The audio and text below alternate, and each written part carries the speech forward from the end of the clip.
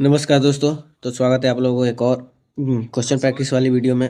तो इस वीडियो में हम लोग अर्थव्यवस्था के महत्वपूर्ण क्वेश्चन को प्रैक्टिस करेंगे। तो आप अगर बिहार एसआई या फिर बिहार के किसी भी एग्जाम का प्रिपरेशन कर रहे हैं तो आपके लिए बहुत इंपॉर्टेंट वीडियो है। तो आप लोग से रिक्वेस्ट है पूरा वीडियो देखें। तो चलिए बिना देरी के वीडियो स्टार्ट करते हैं। पहला क्वेश्चन है, भारतीय अर्थव्यवस्था कैसी अर्थव्यवस्था है?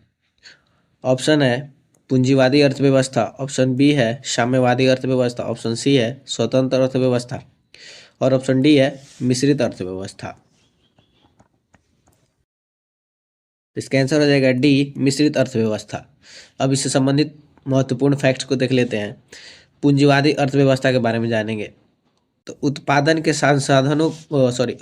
साधनों का निजी स्वामित्व होता है तथा कीमतें मांग और आपूर्ति के आधार पर तय होती है। उदाहरण, अमेरिका एक पूंजीवादी देश है।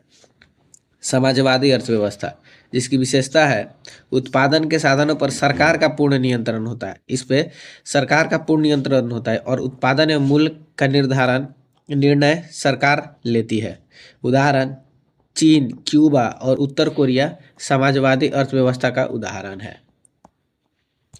मिश्रित अर्थव्यवस्था, जिसका विशेषता है इसमें निजी और सरकारी दोनों का स्वामित्व होता है। ध्यान रखिएगा, इसमें निजी और सरकारी दोनों का स्वामित्व होता है और सरकार बाजार को विनियमित कर सकती है। उदाहरण, भारत एक मिश्रित अर्थव्यवस्था का उदाहरण है। अगला प्रश्न है, भारत में किस पंचवर्षीय योजना के बाद राजकोषीय और आर्थिक सुधारों के साथ साथ उदारीकरण को अपनाया गया था? भारत में किस पंचवर्षीय योजना के बाद राजकोषीय और आर्थिक सुधारों के साथ साथ उदारीकरण को अपनाया गया था? ऑप्शन है सातवीं पंचवर्षीय योजना, ऑप्शन बी है छठी पंचवर्षीय योजना और ऑप्शन सी है नवीं पंचवर्षीय योजना, ऑप्शन डी है आठवीं पंचवर्षीय योजना। तो इसका आंसर हो जाएगा डी, आठवीं पंचवर्षीय योजना। अब पंचवर्षीय योजना के बारे में जान लेते हैं। आठवीं पंचवर्षीय योजना जो कि 1992 से लेकर 1997 के दौरान भारत में लागू की गई थी, जिसमें आर्थिक उदारीकरण और औद्योगिक आधुनिकीकरण पर ध्यान केंद्रित किया गया था। इस योजना का लक्ष्य जनसंख्या वृद्धि को नियंत्रण करना, गरीबी उन्मूलन, रोजगार सृजन और बुनियादी ढांचे को मजबूत करना था। इसका उद्देश्य अर्थव्यवस्था को खोलकर विदेशी कर्ज घाटे को कम करना भी था, जिसके परिणाम स्वरूप भारत 1995 में विश्व व्यापार संगठन WTO का सदस्य बना था। पहली पंचवर्षीय योजना 1951 से लेकर 1956 तक था। इस योजना का मुख्य रूप से कृषि, सिंचाई और बिजली जैसे क्षेत्रों के विकास पर ध्यान केंद्रित किया गया था।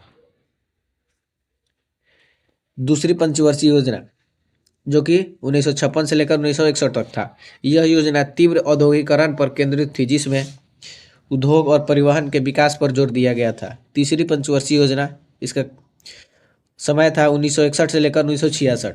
यह योजना कृषि और उद्योग दोनों को मजबूत करने पर केंद्रित था, लेकिन इसमें योजना अवकाश 1966 से लेकर 1969 भी आया था। चौथी पंचवर्षीय योजना, इसका समय पीरियड था 1969 से लेकर 1974 तक। इस योजना का उद्देश्य आर्थिक स्थिरता और विकास के साथ साथ राष्ट्रीय आय में वृद्धि करना था। पांचवी पंचवर्षीय योजना 1974 से लेकर 78 तक। इस योजना ने गरीबी उन्मूलन यानी कि गरीबी हटाओ और आत्मनिर्भरता पर ध्यान केंद्रित किया और इसे 1978 में समाप्त कर दिया गया था। आई होप कि आप लोग सारी चीजें समझ गए होंगे। प्रधानमंत्री कृषि सिंचाई योजना की शुरुआत किस वर्ष की गई थी? प्रधानमंत्री कृषि सिंचाई योजना की शुरुआत किस वर्ष की गई थी? ऑप्शन ए है 2014, ऑप्शन बी है 2015, ऑप्शन सी है 2018, ऑप्शन डी है 2019। इसका आंसर हो जाएगा बी, 2015। तो प्रधानमंत्री कृषि सिंचाई योजना की शुरुआत 1 जुलाई 2015 को की गई थी। यह योजना हर खेत को पानी के आदर्श वाक्य के साथ शुरू की गई थी ताकि खेत के स्तर पर जल उपयोग दक्षता में सुधार किया जाए। अब कुछ महत्वपूर्ण योजनाएं हम लोग देख लेते हैं, जैसे कि प्रधानमंत्री जन धन योजना जो कि अगस्त 2014 में आया था। अटल पेंशन योजना मई 2015 में आया था। प्रधानमंत्री जीवन ज्योति बीमा योजना मई 2015 में आया था। प्रधानमंत्री सुरक्षा बीमा योजना मई 2015 में आया था। प्रधानमंत्री मुद्रा योजना अप्रैल 2015 में आया था। स्टैंड अप इंडिया 2000 अप्रैल 2016 में आया था। आयुष्मान भारत सितंबर 2018 में आया था। स्वच्छ भारत अभियान अक्टूबर 2014 में आया था। स्मार्ट सिटी मिशन 2015 में आया था।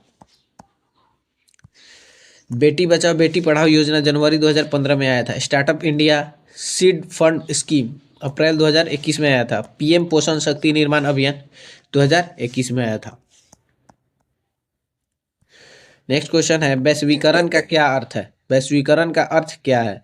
ऑप्शन ए है अर्थव्यवस्था का एकीकरण। ऑप्शन बी है वित्तीय बाजार का एकीकरण। ऑप्शन सी है घरेलू अर्थव्यवस्था का वैश्विक अर्थव्यवस्था के साथ एकीकरण। ऑप्शन डी है अर्थव्यवस्था के विभिन्न खंडों का एकीकरण। तो इसका आंसर हो जाएगा सी, घरेलू अर्थव्यवस्था का वैश्विक अर्थव्यवस्था के साथ एकीकरण।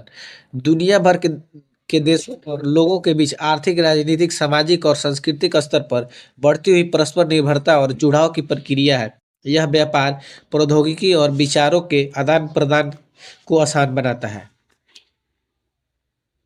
एलपीजी योजना जो कि भारत में 1991 में आया था, इसको 1991 की आर्थिक नीति भी कहा जाता है, जिसमें उदारीकरण, निजीकरण और वैश्वीकरण, यह एक नई आर्थिक नीति थी जिसने भारत में बड़े बदलाव लाए,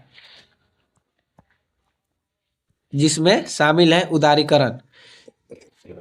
उदारीकरण का मतलब होता था अर्थव्यवस्था पर से सरकारी प्रतिबंधों को कम करना। निजीकरण, सरकारी स्वामित्व वाले उद्योगों को निजी कंपनियों को बेचना। और वैश्वीकरण का अर्थ था भारत को वैश्विक अर्थव्यवस्था से जोड़ना। इसका उद्देश्य था देश की अर्थव्यवस्था में सुधार करना, प्रतिस्पर्धा बढ़ाना और विकास के गति देना। एलपीजी को तत्कालीन प्रधानमंत्री पीवी नरसिम्हा राव और वित्त मंत्री डॉक्टर मनमोहन सिंह द्वारा शुरू किया गया था। ये चीज काफी इंपॉर्टेंट पॉइंट है।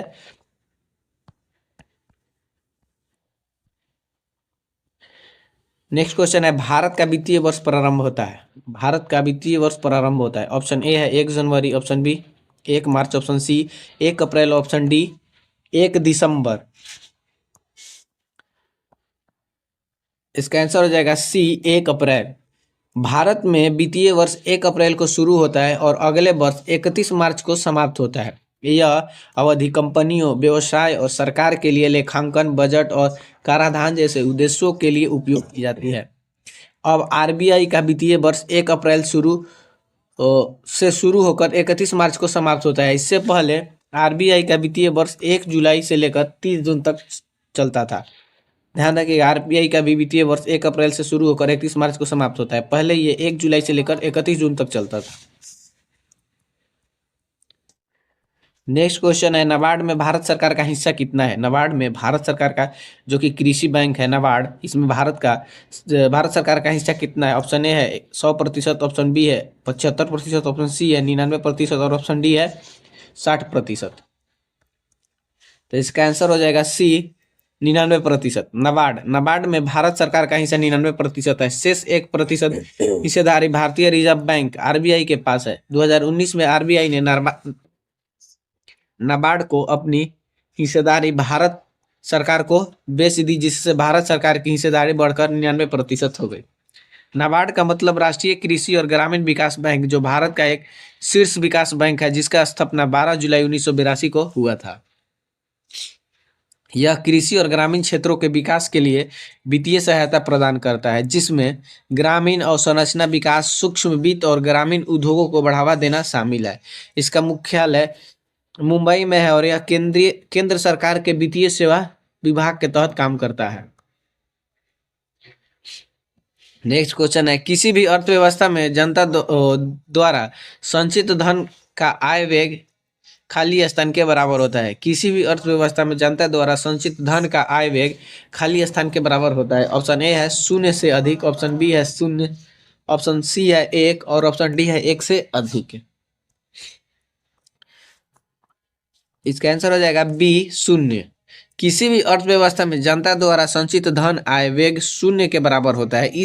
ऐसा इसलिए क्योंकि संचित या निष्क्रिय धन का उपयोग लेन देन के लिए नहीं किया जाता है और इसलिए यह अर्थव्यवस्था में किसी भी आय उत्पादक गतिविधि में योगदान नहीं देता है।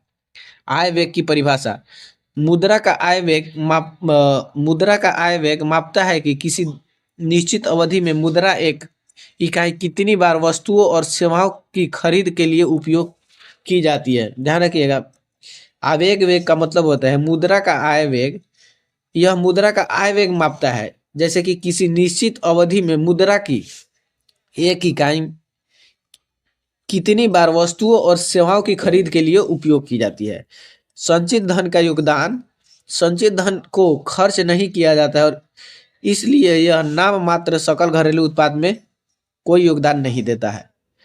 चूंकि आय व्यय की गणना उन लेन देन से की जाती है जो आय उत्पन्न करते हैं, वह धन जो वास्तव में निष्क्रिय पड़ा है उसका वेग शून्य होगा। नेक्स्ट क्वेश्चन है, बैंकिंग लोकपाल योजना की शुरुआत किसने की? बैंकिंग लोकपाल योजना की शुरुआत किसने की? ऑप्शन ए है Reserve Bank of India, option B है एसबीआई, ऑप्शन सी है आईसीआईसीआई बैंक और ऑप्शन डी है पीएनबी। तो इसका आंसर हो जाएगा A Reserve Bank of India. Banking Lokpal योजना की शुरुआत भारतीय रिजर्व बैंक आरबीआई ने की थी।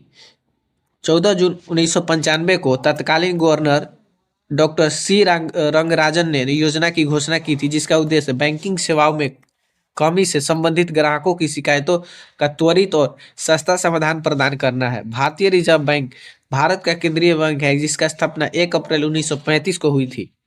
यह वित्तीय प्रणाली का प्रबंधन, मौद्रिक नीति का संचालन और देश के बैंकों को नियंत्रित करने का कार्य करता है। आरबीआई 1934 में आरबीआई अधिनियम के तहत स्थापित एक संवैधानिक निकाय है और इसका मुख्यालय मुंबई में है। इसका राष्ट्रीयकरण 1 जनवरी 1949 को हुआ था।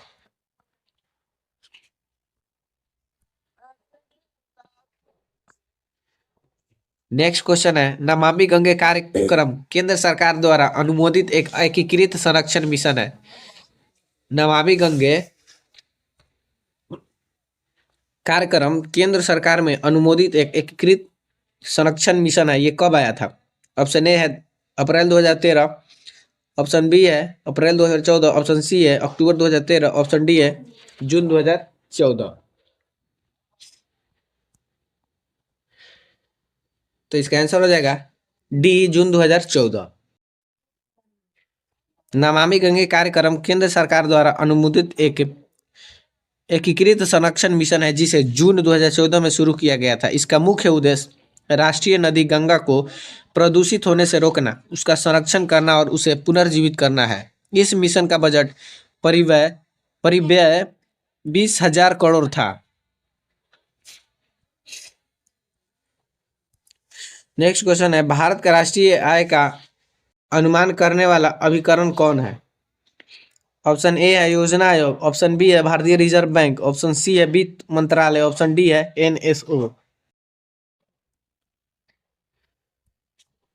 आंसर हो जाएगा डी एनएसओ। भारत में राष्ट्रीय आय का अनुमान लगाने के लिए राष्ट्रीय सांख्यिकी कार्यकालय एनएसओ जिम्मेदार है, जिसकी स्थापना केंद्रीय सांख्यिकी संगठन सीएसओ और राष्ट्रीय प्रतिदर्श सर्वेक्षण एनएसएसओ को मिलाकर की गई थी। यह सांख्यिकी और कार्यक्रम कार्यान्वयन मंत्रालय एमओएसपीआई के तहत काम करता है। भारत में राष्ट्रीय आय की गणना सबसे पहले दादाभाई नौरोजी ने की थी। उन्होंने 1867 से 68 में राष्ट्रीय आय का पहला अनुमान प्रस्तुत किया और प्रति व्यक्ति आय 20 रुपये होने का अनुमान लगाया था।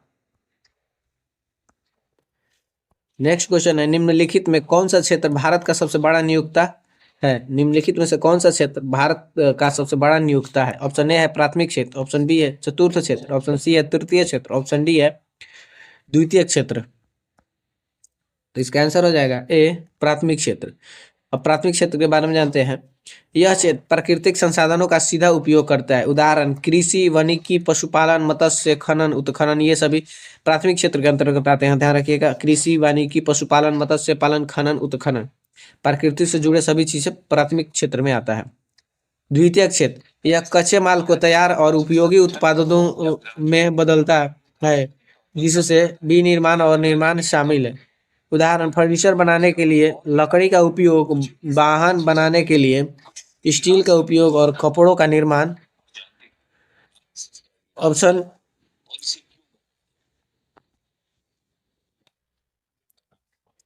नेक्स्ट है तृतीय क्षेत्र।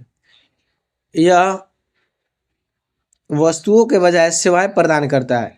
यह वस्तुओं के बजाय सेवाएं प्रदान करता है जो प्राथमिक और द्वितीयक क्षेत्रों का समर्थन करती है। उदाहरण व्यापार, परिवहन, संचार, बैंकिंग, शिक्षा, स्वास्थ्य सेवाएं। चतुर्थ क्षेत्र। यह ज्ञान आधारित गतिविधियों पर ध्यान केंद्रित करता है जिसमें अनुसंधान, विकास और प्रौद्योगिकी शामिल है। इसे अक्सर ज्ञान अर्थव्यवस्था भी कहा जाता है। उदाहरण अनुसंधान, विकास, सूचना प्रौद्योगिकी, उच्च स्तरीय शिक्षा और वित्तीय योजना। नेक्स्ट क्वेश्चन है रंग राजन आयोग की सिफारिश के आधार पर एक अधिसूचना द्वारा 2005 में निम्नलिखित में से किसकी स्थापना की गई थी। रंग राजन आयोग की सिफारिश के आधार पर एक अधिसूचना द्वारा 2005 में निम्नलिखित में से किस की स्थापना की गई थी। ऑप्शन ए है वित्त आयोग, ऑप्शन बी है नीति आयोग, ऑप्शन सी है राष्ट्रीय सांख्यिकी आयोग, ऑप्शन डी है राष्ट्रीय महिला आयोग। इसका उत्तर है सी, राष्ट्रीय सांख्यिकी आयोग। 2005 में राजन आयोग की सिफारिश के आधार पर एक अधिसूचना द्वारा राष्ट्रीय सांख्यिकी आयोग, नेशनल स्टैटिस्टिकल कमीशन एनएससी की स्थापना की गई थी। नेक्स्ट क्वेश्चन है भारत गणराज्य के प्रथम नोट 2 रुपए, 5 रुपए, 10 रुपए और 100 रुपए के मूल वर्ग खाली स्थान में जारी किए गए। ये सभी नोट कब जारी किए गए थे। ऑप्शन ए है 1950, ऑप्शन बी है 1951, ऑप्शन सी है 1952, ऑप्शन डी है 1996।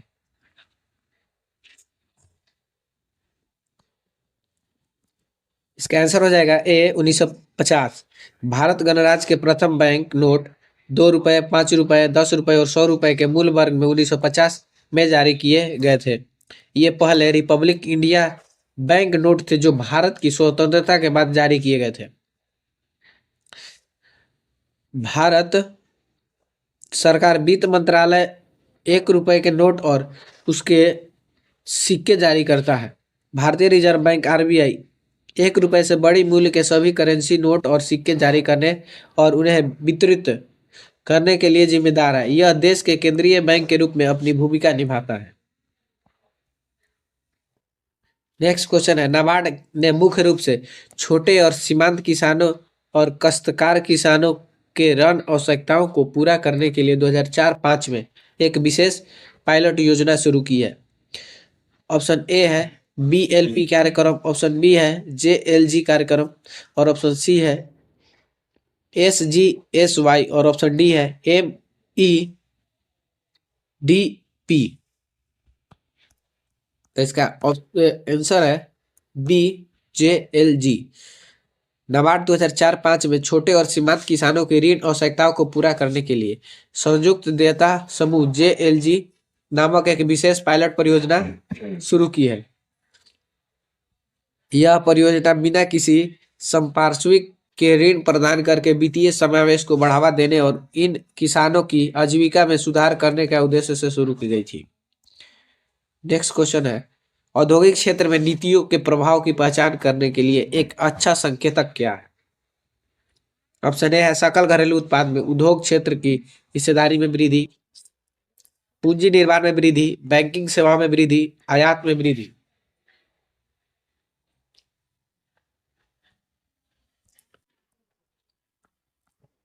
आंसर हो जाएगा ए सकल घरेलू उत्पाद में उद्योग क्षेत्र की हिस्सेदारी में वृद्धि।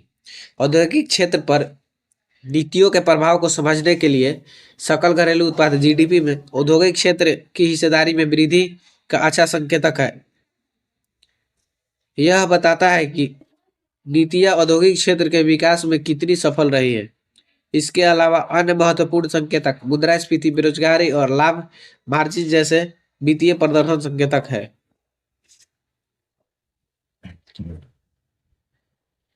लघु वित्तीय बैंक का आरंभिक न्यूनतम पूंजी राशि होता है। लघु वित्तीय बैंक का आरंभिक पूंजी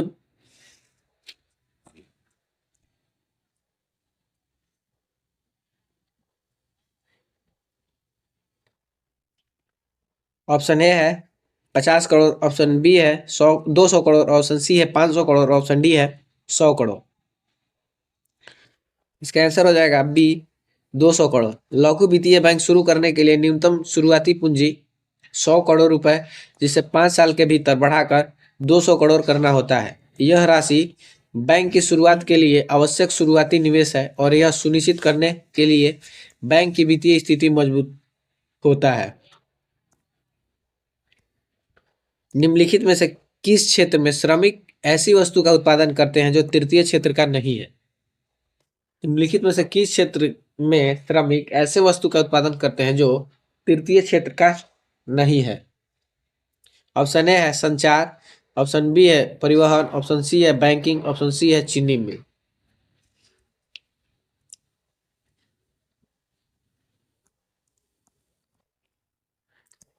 इसका आंसर हो जाएगा डी, चीनी मिल।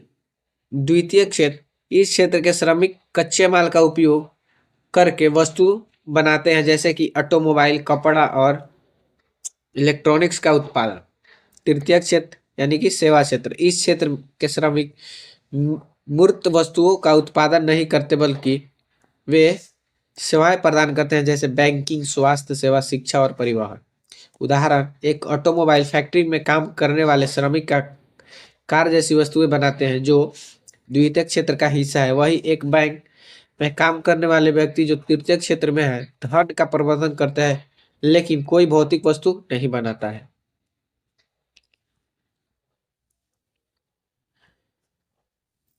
नेक्स्ट क्वेश्चन, करेंसी नोटों के मूल्य की पहचान में दृष्टिवादिता व्यक्तियों की सहायता हेतु आरबीआई ने निम्नलिखित में से कौन सा मोबाइल एप्लीकेशन प्रस्तुत किया है? ऑप्शन ए है किरण, ऑप्शन बी है मनी, ऑप्शन सी है धन, ऑप्शन डी है दृष्टि। आंसर हो जाएगा बी, मनी। आरबीआई ने money mobile aided note identifier नामक एक मोबाइल एप्लीकेशन प्रस्तुत किया है। यह ऐप दृष्टिबाधिता व्यक्तियों को भारतीय करेंसी नोटों के मूल्य वर्ग की पहचान करने में मदद करता है। यह ऐप नोट को स्कैन करता है और मूल्य वर्ग की जानकारी को हिंदी और अंग्रेजी में ऑडियो में के माध्यम से बताता है।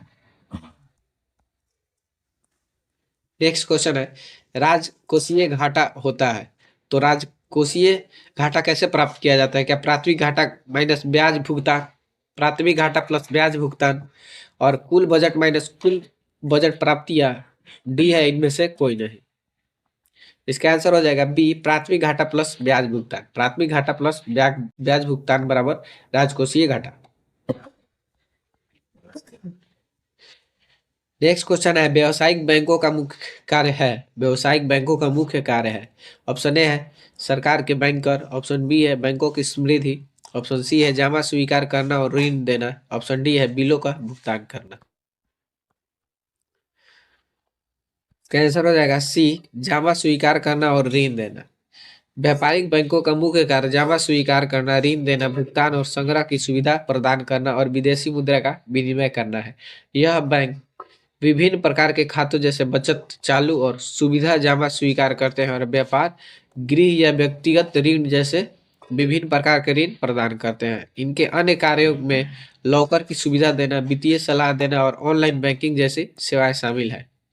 आरबीआई के मुख्य कार्यों में मौद्रिक नीति का संचालन, मुद्रा जारी करना, बैंकों का विनिमय और सर्वेक्षण और सरकार के बैंकर के रूप में कार्य करना शामिल है। यह वित्तीय स्थिरता सुनिश्चित करने, मुद्रा और ऋण प्रणाली का प्रबंधन करने और देश की आर्थिक विकास को बढ़ावा देने के लिए जिम्मेदार है। नेक्स्ट क्वेश्चन है, प्रथम पंचवर्षीय योजना निम्नलिखित में से कौन से क्षेत्र पर प्रमुख फोकस था? प्रथम पंचवर्षीय योजना में किस क्षेत्र पर प्रमुख फोकस था? ऑप्शन ए है सार्वजनिक क्षेत्र, ऑप्शन बी है कृषि क्षेत्र, ऑप्शन सी है सेवा क्षेत्र, ऑप्शन डी है औद्योगिक क्षेत्र। बी, कृषि क्षेत्र पर। प्रथम पंचवर्षीय योजना जो कि 1951 से लेकर 1956 तक था, इसका मुख्य फोकस कृषि विकास और सिंचाई सुविधाओं पर था, क्योंकि यह खाद्य सुरक्षा और कृषि उत्पादन बढ़ाने तक केंद्रित थी। द्वितीय पंचवर्षीय, इसका समय 1956 से लेकर 1961 तक था। इसका मुख्य फोकस औद्योगिक विकास तथा विशेष रूप से भारी उद्योग और एक मजबूत औद्योगिक आधार स्थापित करने पर था। तृतीय पंचवर्षीय योजना 1961 से लेकर 1966 तीसरी पंचवर्षीय योजना का लक्ष्य कृषि और उद्योग दोनों क्षेत्र को मजबूत करना था ताकि भारत को आत्मनिर्भर बनाया जा सके।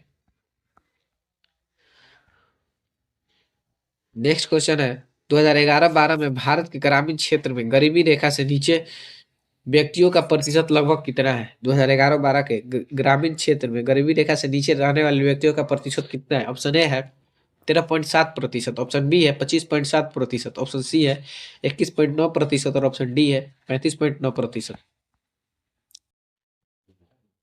इसका आंसर हो जाएगा बी 25.7%।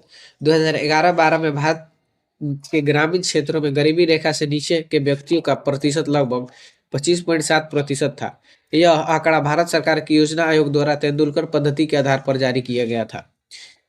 ग्रामीण गरीबी 25.7% था, शहरी गरीबी 17.7% था और कुल गरीबी 21.9% था, जो कि ग्रामीण और शहरी को मिलाकर। तो हम लोग यहीं पे सारे क्वेश्चन समाप्त होते हैं। तो ऐसे ही नेक्स्ट वीडियो के लिए हमारे चैनल को सब्सक्राइब कर लें। चलिए मिलते हैं नेक्स्ट वीडियो में, धन्यवाद।